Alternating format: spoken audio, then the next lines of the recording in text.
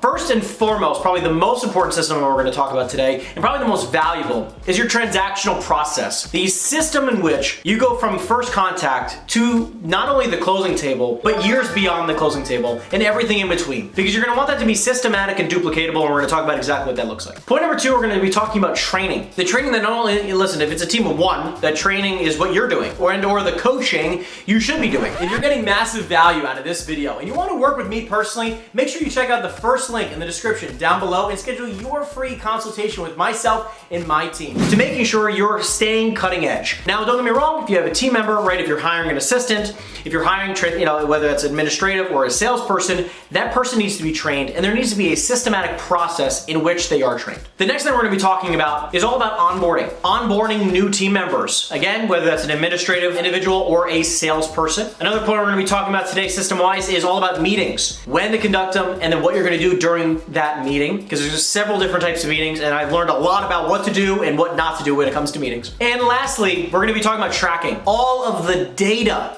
behind your company. Because again, this is going from salesperson, professional salesperson, someone who's doing really, really well, congratulations, going from salesperson role to business owner, and tracking data and being a massive data accumulator is going to be so important to the growth of your company. So let's dive into the very first part, like we talked about, the transactional process. So when it comes to the transactional process, let's boil down the step-by-step process. Because again, it does start with the initial reach out, right? The prospecting. In general, this is a step-by-step process for like A to Z, from the very first time you speak to somebody all the way to years after their transaction has already been completed, and everything in between. So the initial part here is the prospecting. And now that you've spoken that individual, whatever that looks like, how is that person, like what script are they going to be using to be speaking with that individual? Because again, you want to think of this like the McDonald's model, the Starbucks model, where you can go to any Starbucks or any McDonald's around the world and still have the same product, right? Obviously, we've all been to those Starbucks, but they just don't quite get that coffee right. But this is all about exactly what we're talking about. This franchise model, this duplicatable process is why it's not done right. And when you can master this little model, when you only, listen, you're only gonna have, for right now at least what we're talking about,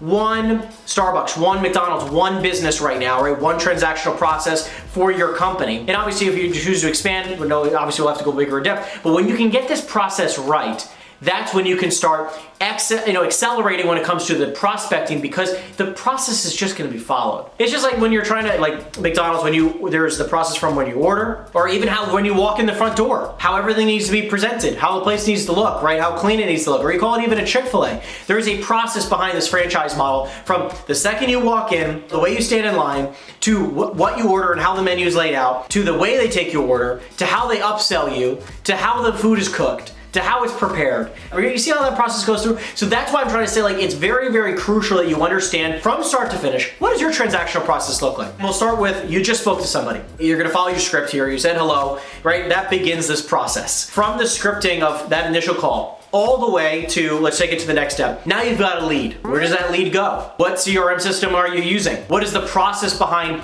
putting that into the CRM? But this is just understanding that when you go from conversation to now lead, and you need to now place that lead and that information somewhere to now make sure, because maybe you set an appointment, maybe you didn't. How is that person going to be followed up with until you set that appointment? Are they going to be put into a campaign? Are they going to be put into, like, exactly what are they going to be put into to ensure that they're going to see the right success? You had the conversation. Now it's a lead. Now that lead needs to go into a CRM, and how is that person going to be followed up with? And that process should be followed religiously. Now that you've been following this follow process and how often you're going to be following up with them, and what CRM that is, and what campaign they might go on, whether that's a text campaign, an email campaign, a ringless voicemail campaign, how are they going to be followed up with? After they're followed up with it some period of time, now you have to set an appointment. Now that you've set the appointment, in what date range would you recommend that everything is set within? Where, you're not going to just say set an appointment. You're going to want to close with the same close every single time. Would an afternoon or evening be better for you, as an example? You want your entire team to be able to follow this process, so therefore you should follow the process. You close for the appointment.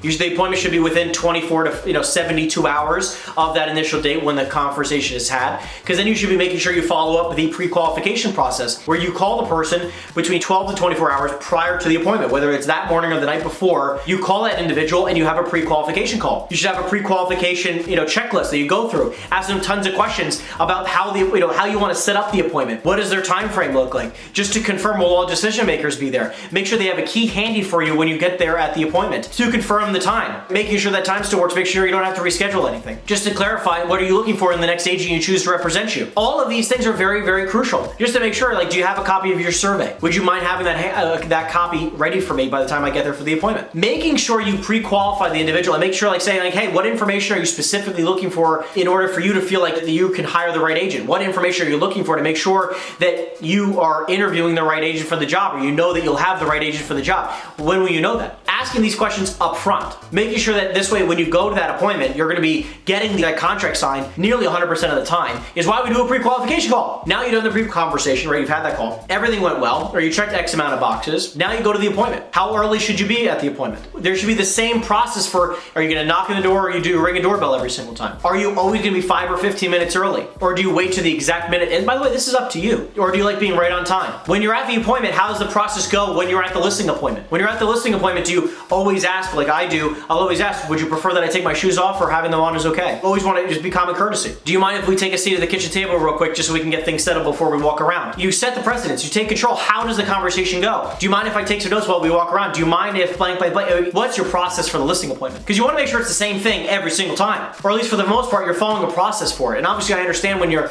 going to be working with different personality types, you're going to want to make sure you model your presentation based off of the personality type, not just be a robot and be super, robotic and polished the whole entire time. So now that you've done your listing presentation, how do you close? What is your closing line? Would you rather us take photos tomorrow or this weekend? What would be better for you? There's different closes you're going to want to memorize. So now throughout that entire process, make sure it's documented. How do you take notes throughout that entire process? Do you have the documents prepared for you? Do you have your briefcase? How do you show up? Do you bring a prepared folder? What is the process? And make sure you follow it. Now let's just say you get the contract signed. Congratulations. Now it's all up to call it yourself or the admin that you've now hired to now continue the process. Who's going to schedule the photography, setting up a lockbox, setting up the signs, preparing the listing, inputting all the information, confirming everything with the seller? Who's going to be handling all that information? Is it you? Do you have a checklist for it? Now that you've done all that and now everything that's uploaded, how is the showing process going to be handled? Are you going to be at every single showing? How is that process handled? Who handles the open houses? What is the process behind open houses? How do agents now reach out for when they have questions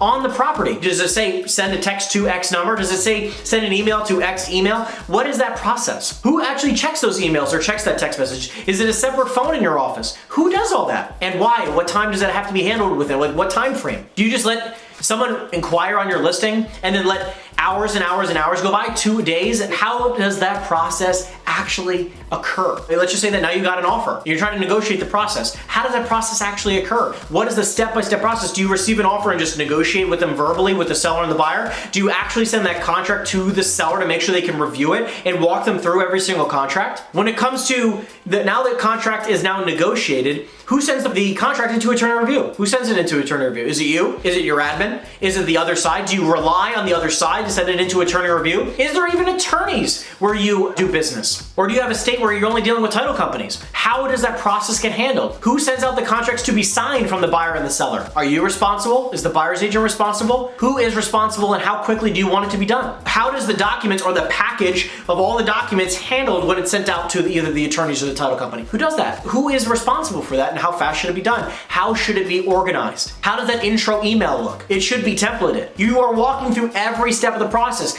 Now that you're in quote attorney review, are you completely hands off? Do you get on a 3-way call with your attorney and your client and give them the expectations of what's about to happen? Do you have a conversation with your attorney or your title company to say, this is how I like to have deals happen? Explain to them what you expect in this process? Or do you just let them do their thing? Do you just infinitely trust? Let's say that we're out of attorney review, the deposit is handled. During the attorney review process or any time, do you set up a expectation call with your client to say, hey, this is what's going to happen over this period of time. This is who's going to be responsible for X, Y, and Z. This is what you're responsible for. This is what you should expect. Are you handling that? Who's handling that? And how quickly should it be done? Should it be done over Zoom, in person, or over a phone? Who's handling that? Now that you're in the, call it the inspection period, do you go to the inspection? Who goes to the inspection? Are you confirming the seller should be there? Are you saying they shouldn't be there? What is the process behind it? The appraisal, same question. Who handles it? Who's in charge of scheduling things? Are you in charge of calling the seller, making sure they're prepped, or making sure X, Y, and Z or things are handled properly? Who's making sure that they're following up with the appraiser? Are you following up up with the person who did the appraisal? Are you following up the inspector, making sure the reports are back? Who's in charge of that? Are you just relying on the buyer's agent to have things handled? Did you even have an opening conversation with the buyer's agent saying, hey, this is the best way to communicate with me. This is what I'm expecting through the process. This is what I'm all about. This is what I'm expecting. Are you having conversations with people like that? Think about it. This is a step-by-step process from start to finish and every inch of it, and you need to be outlining this so that people know what to do. Because if you're not outlining this for your team, your staff,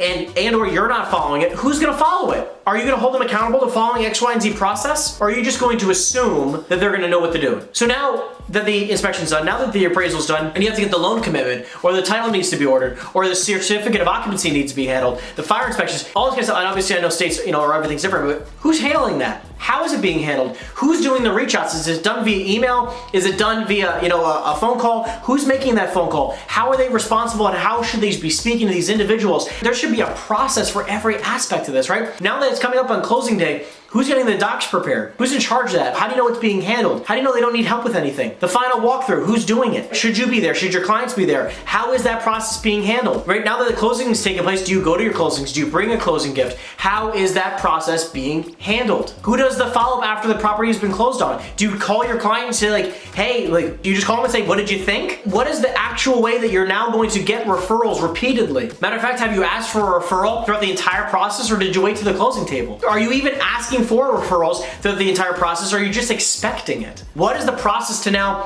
post-closing? Now that closing has occurred, how are you now going to keep in touch with that client so that you can constantly build a relationship and get the results you're looking for, aka referrals? How are you going to do that? What process do you have around that? Are you sending them mailers? Are they on some type of drip campaign? Do you set them up with call campaign? Do you know their kids' birthdays, their anniversary dates? What kind of level of relationship are you at with these clients? All of this matters. On average, people sell their home within 7 years. And I don't know about you, but I'm probably going to be in the business probably in 7 years, right? That's the goal. Still be in business. And I'm not saying I'm going to be the one selling the homes, but my team will at least be handling that. And if that is the case, I hope that they're still following the same process, because on average, when someone sells their home every 7 years on average, I want them to be calling me. Are they going to be calling you? Because only about 10 or 11% or 12% of individuals use the same agent twice for the transaction because they don't keep in touch. What are you doing to stay top of mind with your clients? What are you doing? Because that process should be somewhere between 5 and 10 years. That's just the transactional process. And now you need to assign every single one of those tasks to somebody in your team, because if it's not somebody in your team, number one, it's probably you. Or number two, you're just assuming they know what to do and or how to do it. See how crazy and granular you need to get for a transactional process where, think about it, now that you understand the transactional process, because obviously I knew what you're doing, but how are you doing it? And it needs to be outlined. But how can you improve the client service that you are providing by 1% every day, every week, every month, every year? Because you can only compete on so many things in the real estate world. And majority of the time, people try to compete on commissions. If you don't want to compete on commissions, what's the only other thing you can compete on? Service. Because you're either going to be the cheapest, which is what most people try to be, or you can have the best service. The Ritz-Carlton, the Four Seasons, the St. Regis, these fantastic hotels around the world, they don't compete on price. What they try to compete on is luxury service, the best service around. Now, again, you can compete on either be the cheapest or the best. That's what you should be competing on, because I'm not expecting you to be the cheapest. Matter of fact, I don't want you to be the cheapest. I'd actually be really proud of you to be the most expensive when it comes to commissions in the marketplace. And by the way, if you have the best service, you deserve it, right? Because then technically you are the best deal in the marketplace. If you provide the best service around, the best quality service deserves the best prices. And sometimes it's not the most expensive, but it is the best value. Now that it's all outlined and you assign each task to each person, your goal, and we're going to talk about this in the next phase here. I know we're jumping around when it comes to the steps here, but let's talk about meetings because I want this to kind of layer in. First and foremost, when it comes to meetings. So the reason I want to jump into meetings really quickly is because it does align with your transactional process. Because the very first meeting I want to talk about is your daily team meeting, DTMs. Now your daily team meeting, again, should be daily, not like a couple times a week, but every single day. And the goal that it needs to be 1 hour or anything like that is absolutely crazy. My goal is that it's somewhere between 10 to 20 minutes maximum. And I'm not gonna rush to do it, but I am gonna try to make sure we stay on task. My team knows that, like, listen, the personality type of red, I don't know if you guys know this, the color schemes where you guys can be a yellow or red or white. Yeah, I'm a red. especially when it comes to business. Especially when it comes to the fact of sometimes what people do is that they have team meetings, which congratulations if you do, that's great. But they last 30 minutes or an hour and there's absolutely no reason, especially if it's only you and maybe one assistant or two. You know, I've had teams of 20 where we're done in 15 minutes, where the whole purpose of that meeting is to a couple things. Your daily team meeting should just be reviewing the day before. Some awesome conversations you had with clients, something that you're super proud of that you did yesterday, just a personal professional win, right? We even like to try to come up with something that happened yesterday that you did with a client that was a win, right? I went out of my way for this client, it was, you know, whatever it is, or I had a great conversation with XYZ lead. Something super specific that has to do with the business. Obviously, if you had, like, hey, you just got married yesterday, congratulations, right? Well, I like to also make sure that we stay on task. So when it comes to staying on task, you're gonna have your win. After the wins, I like to do tip of the day today. Something that I learned last week, something I learned yesterday. One person's just gonna share a tip of the day, right? I typically will share, that's like part of the training or I have team captains handle the tip of the day, where they're in charge of it for a week or a month. Because it gets my team activated, right? Like they like to be involved. So after the tip of the day, we like to dive into pending deals. What's on the table right now? What active deals do we need to review? We're gonna run through every single active deal, and then we're gonna run through every single pending transaction, and then we'll go through the last week's closings, making sure we're reaching out to them, touching base with them, checking in on them, what's going on, right? Every single one of those deals, you need to be checking in on what's going on. Are there any red flags? You're gonna go through your pre-listings, which are listings that are not active yet. Then you're gonna go through your active listings. Then you're gonna go through your pending contracts, and then you're gonna go through post-closings, whatever happened in the last 7 days. So what you're gonna do through each one of them is you're just gonna check on them. Is there anything absolutely immediately that needs to be handled right after this team meeting? What is the absolute most important task to be doing that'll move any one of these deals across the finish line? Or next steps with them. You're negotiating any deals? Does something need to be accepted? Does someone need to get something done with the CO? Like, what are we waiting on? Are we waiting for a closing? What's going on, okay? Red flags. Then lastly, I like to dive into support. Who needs support today? Is any leads that need support? Is there any person who needs support? Is someone need like time off? Like, what's going on? Like, I want to dive into personally, who needs support from me today? Is everyone okay? Like, just check in on everybody. Hey, like, how you doing? Is everybody good? We ready for an awesome day? Does anybody need support with anything? Be human, right? Like, especially when you run a big team, it's important to be human, not just assume that everybody's doing okay, right? Really check in with people, personally or professionally. What kind of support do you need? After that, get to work. So that's your daily team meeting. Your weekly meetings. Weekly meetings are somewhere between 30 minutes and an hour. Weekly meetings, you're gonna be doing a few things. Number one, reviewing from the past week. What went well? What needs to be improved upon? How can we enhance our client customer service? How can we enhance our prospecting? How can you improve week after week by just 1%? How can we be better in every category across the board? Our transactional process, our client services, our prospecting, our lead gen, when it comes to lead generation, our branding and marketing, any part of our business, like how can we improve? That's the purpose of that meeting, right? Review from last week, what went well, what needs to be improved, and how can we basically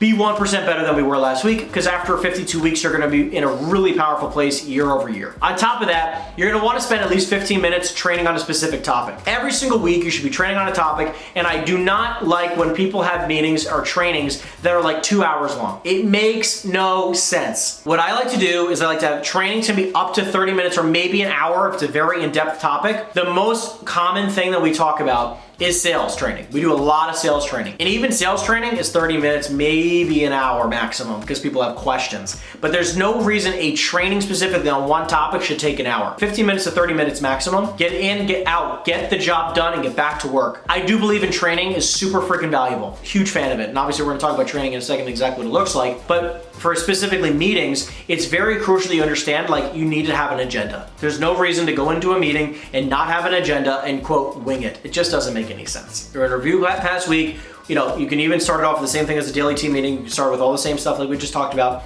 Then you can dive into what did we do really, really well last week. Everyone's gonna share. What can be improved upon on last week's work. The goal here is that you're doing the lowest amount of talking. You don't wanna be talking too much. You're gonna have them share. You're gonna wanna do like round, you know, like basically just a round table type of talking, right? How can we collaboratively work on our company together and how can we improve? On top of that, you're gonna be talking about the training topic. What do you wanna train on every single week? Which again, we'll talk about that in the training category of this module. Beyond that, you're gonna be talking about, like, again, you're gonna wanna do a lot of Q&A, what's going on with your business, like kind of connect with people. Like, hey, who has a specific question around not only the training topic, but around what happened last week? Who had something that like they really stumped them? They had an objection that happened last week. They had a client, there was a little bit of an issue with a client. You know, when you come up with those red flags, hey, like what's going on? Let's review the red flags this week. Like, hey, from last week we had a red flag with a client. They said that they weren't being, they weren't happy with the service. Why? Did we figure it out? How can we prevent that from happening again? Staying one step ahead of your competition, aka yourself, each and every single day, right? Because you're really competing against the best version of yourself. So that's your weekly meetings. Also just know when you're with your weekly meetings, you're gonna also want to check on like how many reviews did you get last week? Did you get any 4-star or lower reviews? Because if you didn't get a 5-star review, I want to call the client and say how can you rated us a 4-star review and how can we do better next time? Because I would love some feedback as to what we could be doing better. I appreciate you giving us a review and it means a lot to me. How can we ensure a 5-star review this week, right? And obviously you're going to want to set that up with part of the transactional process, right? And making sure that you can always be working on how to get 5-star reviews. It's very, very important. The exact best time to ask for 5-star reviews, right? What's that process look like and how can you improve that? And these are going to be things that we talk about on the weekly meetings, okay? The only other thing that I would make sure you're doing is tracking your metrics, right? Which obviously we'll be talking about tracking as well in this module, but I want you to be paying attention to the fact, like, are your metrics being tracked? We're going to talk about how to track them and what to track, but during your weekly meeting, checking from last week, is everything tracked? What do we need to catch up on? Make sure we're ahead of the game. Now, when it comes to a monthly meeting, your monthly meeting should be somewhere between an hour and 3 hours. A monthly meeting is gonna be a major recap of everything. So your major recap is gonna look like an exacerbated, a greater version, grander version of your weekly meeting. Because you're gonna basically be checking on last month. Hey, last month we closed this many deals, we made this much money, we spent this much money. And by the way, include your team on this because they should be paying attention to this. We made X, we spent X, we netted X, we were looking to hire, how many people did we hire last week? How many reviews did we get last month? What is our plan for next month? How can we improve upon what we did last month? We listed X amount of properties, we put X amount of properties under contract, we only closed X amount, right? So like there was that conversion issue. You wanna be diving into all this and kind of have this all played out. We want an X amount of appointments. This is from tracking your data, which again, we're gonna talk about. You're gonna review all the data, and then you're gonna talk about how can we do better than this month if hypothetically we're gonna sell less real estate. The goal is to sell more real estate, but if we were gonna sell less, how do we make more money next month? Because the net profit is obviously all we care about, and obviously we wanna make sure each one of our agents on the team also make more money, right? So you're gonna wanna kind of take a look from a 360-degree view up top, right? From looking down, like a 30,000-foot view, you're gonna wanna be like, how on planet Earth do we make more money next month? Net profits, right? If we wanted to double our profits and sell less real estate, how would we do that next month? You wanna be asking yourself that all the time. How can I double my net income and sell less real estate? Very important questions, and it's about the questions you ask, especially to your entire team. How do we all make more money next month and spend less and possibly sell less real estate? Because obviously the economy is shifting always and forever, and obviously depends on when you're watching this, but it's constantly important. It's very important to be paying attention to the economy and knowing like you're probably not going to sell double the amount of real estate next month as you are this month. However, I'm not saying you don't plan for it and try to do things that help you sell more real estate, but also asking the right questions of like, how do we double our profits next month? If we were going to do the same amount of sales next month as we did this month, how do we double our profits? You can do that through X, Y, and Z. So it's paying attention to those things and making sure that you make those slight adjustments so that next month is better than this month. Now, when it comes to team building, one last thing that I want to make sure that you guys are understanding is that team building is a forever and always growing mentality. It is always shifting. It is always adapting. It is always looking at how can things be improved, like we've talked about in other modules, but it's understanding that like your team, in the dynamic of your team and your life change forever and always, right? So people change, which means your team members change. People change as in you change, right? And people change as in your clients change, right? So as you get older, the people in your life change. It's important to understand that your team dynamic, what you desire, is constantly probably going to be shifting and adapting. And that's obviously why we talk about your vision and your goals at the very beginning, like we have.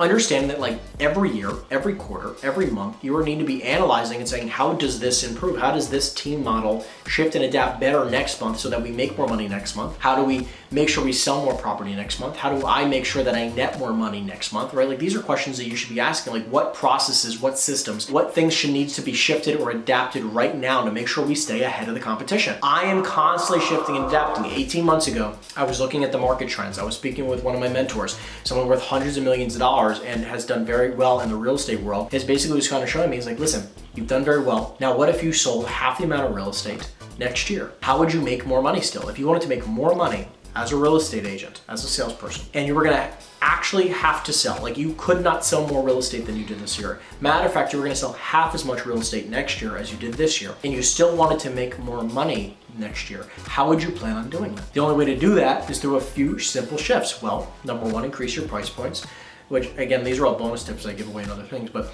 increase your price points, which is an obvious one. Increase your commission percentages, very important. Increase your splits with your brokerage, very important. If you want to make more money next year, year after year after year, if hypothetically you were going to sell less and less real estate each and every single year, because obviously this economy, we're shooting this content at the end of 2022, it's very important to understand that this economy shifts. Imagine if the economy keeps getting worse. Imagine if the economy goes to 10%, 12%, 16% interest rates. Who knows where they're going to be in the future? I don't think they're gonna be that high, but you understand my point. What happens if things continue to tail off? And for the next few years, things are not as good as you think they will be. Well, okay, well then you need to shift and adapt ASAP and figure out how you can, again, increase your price points, increase your commissions and your commission splits always and forever, where I do a lot of commercial deals and I also do a lot of off-market deals, which allows me to control my commission. So my commission percentages are a lot higher and my commission split at EXP is the highest I can get, which is and again, this is not a pitch for that, but this is just for you to understand, like I'm paying attention to every aspect of the dollars, right? Like I have been at other companies where I had a larger cap with a lesser split with no other opportunities to make more money. So that's why I switched. It's important for you guys to realize, like, I don't care what company you're at, but paying attention to the fact that like if your brokerage is paying you 70% or 70-30 as an example, if you want to make more money, your brokerage better give you a higher split or at least a better split. You should be negotiating your split. You should be making sure you try to do some off-market business so you can try to get more and more commission per deal and work with, again, I like working with commercial deals. If you want to do luxury deals, increase your price points is my point. Whatever your average commission percentage is, try to improve it by at least 50%. And whatever your average price point is, try to increase it by 50%. If you can also increase your commission splits with your brokerage by 5, 10, or 20%, you have a substantial upside in net income for yourself. And that's with doing possibly less business. Even if you just sold the same amount of real estate, you'd net way more money. That's the point of just paying attention to these key characteristics and shifting and adapting as your team does the same. When it comes to team building, like we've talked about, it's constantly looking for the best players. It is sticking to your vision in that org chart of what you want it to look like, both culturally and with your value proposition. It's paying attention to the fact that like your team is only gonna ever be as good as you are. Often your team is not gonna want to improve themselves more than you're going to want to work on yourself. They're not going to be hungrier to build your company than you are. That's very rare to find. So you need to be